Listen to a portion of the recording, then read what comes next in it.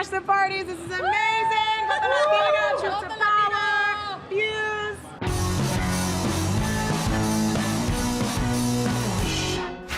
Hey guys, what's up? I'm Arlene Santana. It's day 3 and we are at the Rock the Vote Truth to Power event where art, music, and power are being used to discuss some of the most important issues that affect millennials. It's not the American dream, it's the American scheme, and the scheme is to keep you dreaming. Keep you believing there's a deeper meaning like modern day sleuths, but there is no proof when I hold these truths to be self-evident that all men are created equal. For this show specifically, Truth to Power, art, culture, conversation, activism, these are all the things that are happening in this election cycle. In this election cycle, the art is about the issues, and young people have turned out in record numbers because of these issues. So what we're just trying to do is create a space where people can come together, look at these issues that are real, and have truthful conversations, look at some solutions, but then more importantly, understand how their vote will dictate where this country goes. There's a catharsis in art, there's a releasing of frustration, and there's this combination of all these different complexities of humanity that can be manifested in art and communicated better than just throwing words at people. So I think this is important to have this fusion of political conversation, of social issues, social justice, with art. What are some of the biggest issues that you've been hearing about here in this event? I think a lot of folks here want to hear about real gun reform, and not just congressional members sitting on the House floor and saying, no vote, no bill, but actually doing something about it. And so we have had massive shootings throughout the country, and no matter what happens, and no matter how many times President Barack Obama addresses the nation, nothing gets done.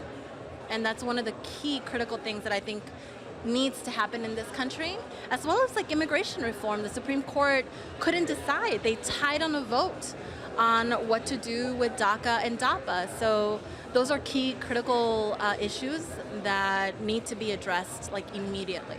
We see more and more problems every single day, and every single problem we see will be left to my generation. And business as usual, activism as usual, is not gonna get us where we need to go fast enough.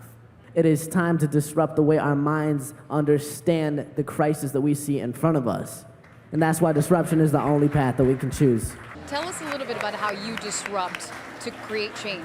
In a lot of ways, our generation was born into this changing world, and there is a certain level of necessity to be disruptors of the system if we're gonna wanna get anywhere.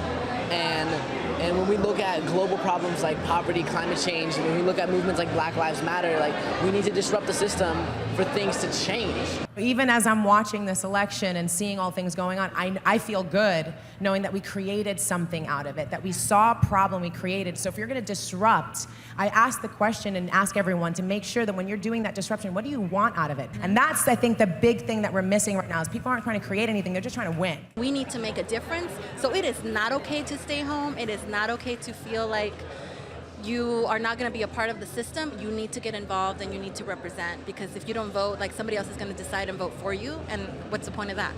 Wendy Carrillo. Hey. Be louder than your vote. There you go. Do not let your silence be louder than your votes. Vote. Ladies, you guys are an inspiration. Thank you so much. It's an honor to be here with you guys. It's an honor to be here with you. Thank you for making sure you were here. Thank you. Thank you. Oh my God, Rosario does it.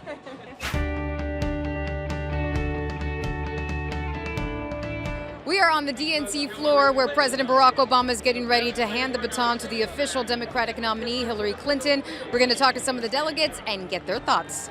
I teach school, I teach kindergartners, and it's important that the girls as well as the boys know that they can be anybody or anything they want to be. My oldest grandson says, girls are smart, they'll make good presidents. And so they understand that anything is possible, that anyone can grow up to be president in our country, and I think that's a great legacy. To be here where it's happening, when it's happening, hearing all the speeches, it's really unbelievable. I can't believe I'm here. It means everything. It's been an amazing 8 years with President Obama, and it's going to be an amazing 8 years with Hillary Clinton.